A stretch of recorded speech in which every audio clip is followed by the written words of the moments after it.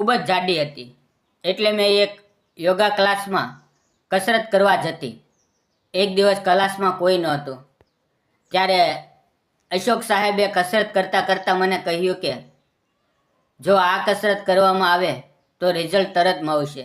અને પછી નમસ્કાર મિત્રો, મારું નામ પૂંજા છે. મારી ઉંમર 32 વર્ષની છે. મારા લગ્ન સંજય નામના યુવાન સાથે 2 વર્ષ પહેલાં થયા હતા. મારા માતા પિતા નાનપણમાં મૃત્યુ પામ્યા હતા. મને મારા મામાએ મોટી કરી હતી. જ્યારે હું 30 વર્ષની થઈ ત્યારે મારા મામાએ મારા લગ્ન સંજય નામના યુવાન સાથે કરી દીધા. સંજય ગામની અંદર એક કરિયાણાની નાની દુકાન ચલાવતો હતો. લગ્ન પછી મારું જીવન ખૂબ સુંદર હતું.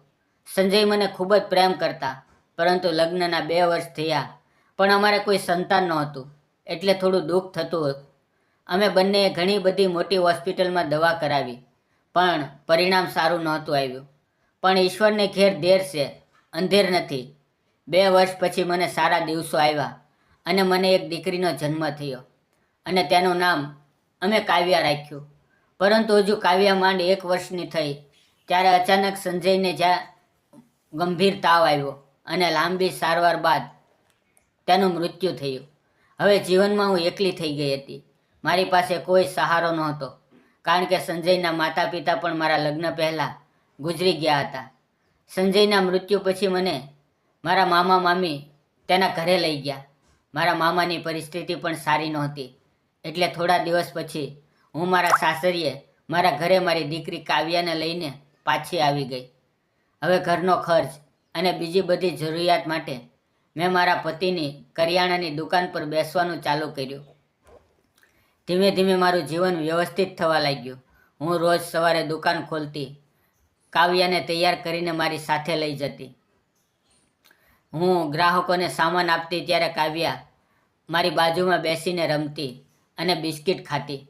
ધીમે ધીમે ગ્રાહકો વધવા લાગ્યા, એટલે મેં એક યુવાનને કામે રાખ્યો. તે મને દુકાનના દરેક કામમાં મદદ કરતો. તે ખૂબ જ સમજદાર અને શરમાવ યુવાન હતો. તેનું નામ હતું રાજુ. તે રોજ સમયસર કામે આવતો અને જ્યારે હું દુકાને ના હોઉં ત્યારે તે પૂરેપૂરી દુકાન એકલો સંભાળતો. પણ સતત બેઠાડું જીવન જીવવાથી મારું શરીર વધવા લાગ્યું. હું થોડી જાડી થવા લાગી અને મારી કમરમાં અને પગમાં દુખાવો થવા લાગ્યો. ત્યારે મેં એક ડૉક્ટરને બતાવવાનું નક્કી કર્યું. હું કાવ્યાને સાથે લઈને હોસ્પિટલ ગઈ તો ડૉક્ટરે કહ્યું કે બહેન, તમારે યોગાસન અને નિયમિત કસરત કરવાની જરૂર છે. હું દુકાને પાછી આવી અને રાજુને વાત કરી કે તારા ધ્યાનમાં કોઈ કસરત ક્લાસ કે યોગા ક્લાસ છે? તો રાજુએ કહ્યું કે તેના ઘરની બાજુમાં એક મોટું જીમ છે, ત્યાં યોગા, કસરત, ઘણા બધા ક્લાસ ચાલે છે. હું રાજુને લઈને ત્યાં ગઈ અને બીજા દિવસથી ત્યાં નિયમિત કસરત કરવા જવાનું નક્કી કર્યું. બીજે દિવસે હું સફેદ પેન્ટ અને ટી શર્ટ પહેરીને કાવ્યાને દુકાને રાજુ પાસે મૂકીને ક્લાસમાં પહોંચી ગઈ. ત્યાં મારી મુલાકાત અશોક સર સાથે થઈ. તે યુવાન અને હેન્ડસમ હતા. તે મને શરીરની ચરબી ઓછી થાય તેવી એક્સરસાઇઝ કરાવવા લાગ્યા. તે રોજ નવી નવી કસરત કરાવતા અને તેના લીધે મારી કમરને ખૂબ આરામ મળતો. હવે રોજ રોજ મારી અશોક સર સાથે મુલાકાત વધવા લાગી અને વાતો પણ વધવા લાગી. ધીમે ધીમે મને સમજાયું કે સાહેબ મને પસંદ કરે છે. એક દિવસ કસરત પૂરી કર્યા પછી મને ચા પીવા માટે આમંત્રણ આપ્યું. અમે બંને બાજુના રેસ્ટોરન્ટમાં ચા પીવા માટે ગયા. સાહેબ મારી આંખોમાં જોતા હતા. તેણે અચાનક મારો હાથ પકડીને કહ્યું, પૂંજા, હું તને ખૂબ પ્રેમ કરું છું અને તારી સાથે લગ્ન કરવા માંગુ છું. તેની વાત સાંભળીને મારી આંખોમાં આંસુ આવી ગયા. મેં સપનામાં પણ નહોતું વિચાર્યું કે મારા જીવનમાં આવો સમય આવશે.